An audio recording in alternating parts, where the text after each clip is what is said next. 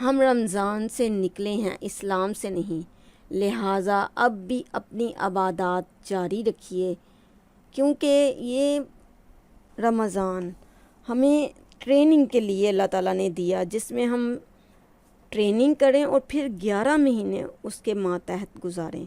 جس طرح ہم نے عبادات رمضان میں کی، اسی طرح ہم دوسرے مہینوں میں اسے کرنے کی کوشش کریں، تاکہ اللہ تعالیٰ کے نزدیک اور زیادہ نزدیک ہو جائیں۔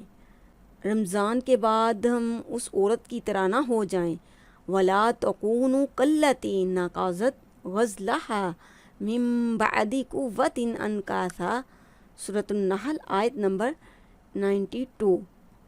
اور اس عورت کی طرح نہ ہو جاؤ جس نے اپنا سوت مضبوطی سے کاٹنے کے بعد ٹکڑے ٹکڑے کر کے توڑ ڈالا۔ سوت کاٹنا مطلب روئی سے دھاگا بنانا ہے۔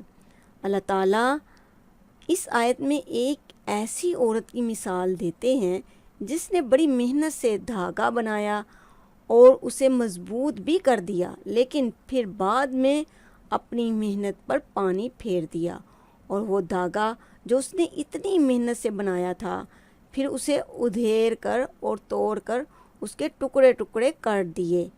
آپ نے رمضان میں کافی عبادات کی، برے کاموں سے دور رہے، اللہ تعالیٰ کو جو اعمال پسند تھے وہ کیے۔ اب رمضان کے بعد اپنی پرانی بری عادتوں پر لوٹ کر اپنی اس محنت کو ضائع نہ کر دینا جو رمضان میں اکٹھا کرتے، دن اور رات جاگے اور اللہ تعالیٰ سے توبہ استغفار کیا، قرآن پڑھا، تراویحیں پڑھی، دورہ قرآن کیے۔ ہماری آخرت میں کچھ تحفے جو ہم نے بھیجے وہ محفوظ ہو جائیں اللہ کے ہاں۔ جزاک اللہ خیرہ۔